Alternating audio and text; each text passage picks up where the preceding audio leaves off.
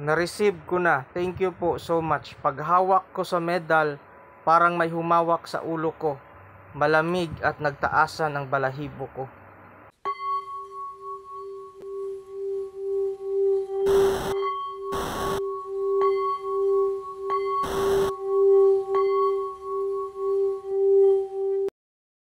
Greetings mga migs.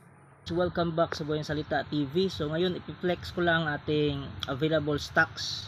So mayroon tayong rainbow na napakaganda na Thailand po ito. May dasal po ito. Thailand Leklay. Yan, ganda niya oh.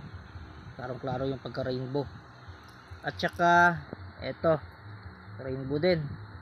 Klarong-klaro din yung pagka-rainbow. So itong dalawa po, ito may dasal to kasi ano yan, Thailand Leklay. Yan, medyo may kamahalan nga lang, pati ito mas mahal to, napaka rare po ito. Ito po ang tawag dito ay palad kick. So resembles the manhood of the god Shiva. So ang simbolo nito ay yung ari o titi ni deity na si Shiva. So ito ay pinaniwalaan ng mga tao sa Thailand, Malaysia, sa Southeast Asia na ito po ay nakakapag-attract ng opposite sex, especially babae. So pag lalaki yung wearer. Kasi meron dasal din ito. At ito ay pwedeng dalhin kahit saan. So pwede ito dalhin sa mga beer house. Kasi ang dasal nito, yung nagturo sa akin, pwede nang hindi mo na gawin yung patungkol kay Buddha para madala mo ito sa mga beer house, mga pasugalan, ganon. Kasi according sa paniniwala ng taga Southeast Asia na mga tao, mga Thailander, ganon, taguliwas din ito sa disgrasya, ganon. So nililiwas ka nito sa mga masasamang pangyayari sa buhay mo. So tawag dito ay palad kick. Medyo may kamahalan nga lang. So wag kayo magtatampo kung sasabihin ko sa inyo yung tapat na presyo. Kasi napaka-rare po ito. Marami pong palad kick na binibenta, pero ang mga binibenta na the usual o mga common ay mga man-made. Pag ibig sabihin man-made, gawa sa tanso o di kaya ay gawa sa kahoy. Pero ito po, hindi po ito man-made. Kusang tumubo ito sa kalikasan kasi ang materyales nito ay leklay. So Malaysian leklay siya na kahawig or resemblance ng deity Shiva. So napaka-rare po kasi bihira lang na mapurma ang ganito sa kalikasan na hindi sinasadya. So mas maganda ito kaysa sa mga man-made na palad kick. Yan, ganda oh. Tsaka meron tayong available na kumantong na maliit na pangkwintas. Ito. Sa likod nito, actually ano to parang hindi ito gawa sa tanso kasi magaan lang siya. Pero para sa akin, hindi naman importante kung saan gawa ang itong imahe kasi imahe lang naman yan. Ang importante nito yung nasa likod niya, yung sacred objects, yung abo at saka mga sacred herbs na pinaghalo-halo sa epoxy tapos dinikit. So yun yung importante. So yun yung nagbibigay buhay sa kanya. Ito imahe lang to for design purposes, ganon. Pero yung nagbibigay buhay talaga sa kanya ay yung syempre yung buto, yung abo ng buto. So nasa likod yan. Pakita ko sa inyo yung video. Ito yung hitsura niya pag wala sa pendant.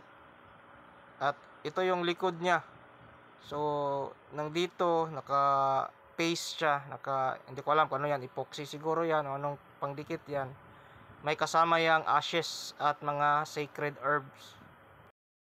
At meron din tayong pang-altar na kumantong available for adoption. Nasa loob po ng katawan niya sa may lieg yung sacred objects, yung relic, mga ashes at herbs. At ito pa mga migs sa ating mga Malaysian leklay. So meron tayong magandang rainbow. Walang dasal to kasi Malaysian. Yan, rainbow. Ganda ng pagka-rainbow niya. Ito din, rainbow din to. pero mas nangingibabaw yung silver niya. Tsaka reflective din. Pag reflective, yan, meron niyang natural na sumbalik. Yan, ganda niya oh. So, silver money magnet. Ito, rainbow din. Ayan. Klarong-klaro naman oh. At sa ilalim may may pagka gold. Dito blue. Yung blue po ay spiritual healing, ang ibig sabihin niyan. So, dito naman sa likod, klarong-klaro yung pagka rainbow. Yan, meron tayong tatlong rainbow na Malaysian necklace. Meron din doon na hindi pa rainbow, so ipopost ko na lang sa Facebook kasi mas mura yun kasi hindi rainbow, other colors.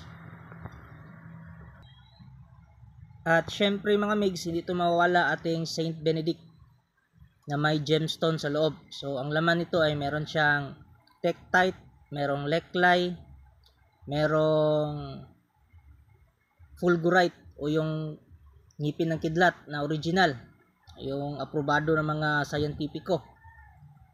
At saka meron din itong mga crystals para makapag pa-enhance ng ating chakra. So maraming laman na po, all in one na po. At saka hindi ito occult ha, wala itong dasal na occult, kaya safe na safe gamitin. At saka kahit pa hindi occult yung dasal niya, mas magiging mabisa siya kasi ginawa siya para sa mga Kristiyano, sa mga naniniwala kay Kristo. So pakinggan natin tong testimony ng isang client ko nakabili ng ganito. Shout out nga pala kay Ma'am Cecil. So maraming salamat sa pag-purchase ng Saint Benedict medal na may gemstone sa loob. Mga migs, ito po yung kanyang testimony. So siya nagsabi nito ha, hindi ito galing sa akin. So hindi ito gawa-gawa. So galing talaga sa client. Ito yon. Na-receive ko na. Thank you so much. Paghawak ko sa medal, parang may humawak sa ulo ko. Malamig at nagtaasan balahibo ko. So ibig sabihin yun mga migs, mabisa siya. Kasi may reaksyon siya sa isang tao. Pag ganun kasi, mapifeel mo talaga yung intercession o pagtulong ni San Benito. So ibig sabihin si San Benito talaga yung tumulong, hindi yung mga sikretong pangalan ng mga okultista na ginagamit nila sa orasyon. Kasi ang San Benito na ginagamit ko or nire-release ko ay ang dasal niyan yung galing talaga sa simbahan, invocation of Saint Benedict through Christ and God the Father. Ang dasal na ginagamit dyan o ang puder na ginagamit ay yung galing talaga sa monastery, yung copy na binigay sa akin. So yun talaga yung binibigay ko. Walang halong occult, walang halong mga sikretong salita o sikretong pangalan na ang dulot ng mga sikretong pangalan na yon ay maghihirap ka sa buhay. So ayan, klarong-klaro naman, meron tayong testimony galing sa isang buyer. Ito kasing si ma'am, nakaranas ito ng spiritual at I think may halong sidekick attack eh. Kaya for safety purposes na lang, much better talaga na meron siyang ganito, Saint Benedict or kahit anong amulet, basta Catholic or Christian, walang halong occult. Kasi pag occult kasi, pag yung gabay ng amulet mo na occult, tapos yung tumitira sa'yo, mas malakas na deity yon, tatamaan ka talaga. Kasi under ka pa rin sa occult na pamamahala. So sa mga ligaw na espiritu. Pero pag nasa kampo ka ni Jesus, ni Yeshua, so hindi ka magagalaw ng mga yan. Except na lang kung may opening sila, binigyan mo ng opening.